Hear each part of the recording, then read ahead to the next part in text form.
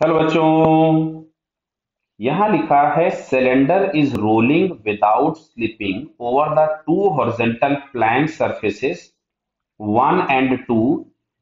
The velocities of the surfaces A and B are बराबर है।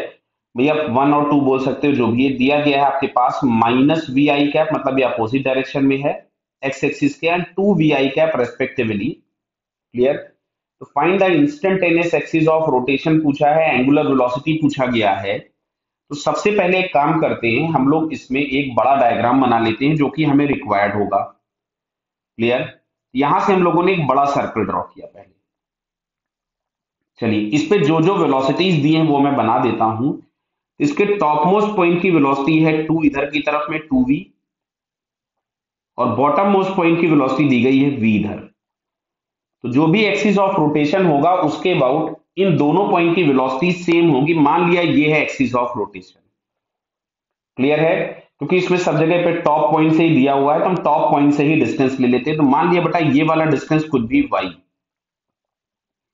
तो जो बचा हुआ डिस्टेंस होगा बॉटम के लिए हो जाएगा 2r माइनस वाई। तो अगर ये इंस्टेंटेनियस एक्सिस ऑफ रोटेशन होगा तो इन दोनों ही पॉइंट के ओमेगा सेम होंगे, और ओमेगा इज इक्वल टू हम लोग लिखते थे v बाई आर।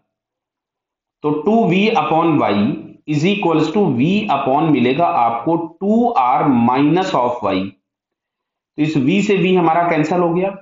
इसको अगर हम क्रॉस मल्टीप्लाई कर दें तो मिलेगा 4r minus 2y is equals to y. तो बेटा ये हम लोगों के पास हो गया 3y is equals to 4r। Clear. तो यहां से अगर हम लोग निकालेंगे तो y इज इक्वल्स टू हमारे पास आ रहा है 4r/3। तो टॉप पॉइंट से डिस्टेंस होगा 4r/3, जो कि हम लोगों को यहाँ पे फर्स्ट ऑप्शन में दिया गया है। क्लियर। अब नीचे थर्ड और फोर्थ ऑप्शन में दिए गए हैं कि एंगुलर वेलोसिटी। तो बेटा angular velocity omega is equals to हम यहीं से लिख सकते थे 2v/y। तो it is 2v upon y, और y इज इक्वल्स टू था 4r/3। तो ये 3 ऊपर चला जाएगा, तो क्या ये 3v अपॉन 2r मिलेगा आपको ओमेगा। 3v अपॉन 2r, तो जो कि हमको थर्ड ऑप्शन में दिया गया है। तो बेटा इसका फर्स्ट और थर्ड ये दो ऑप्शंस हम लोगों को करेक्ट दिखते हैं। क्लियर बेटा। Okay, all the best.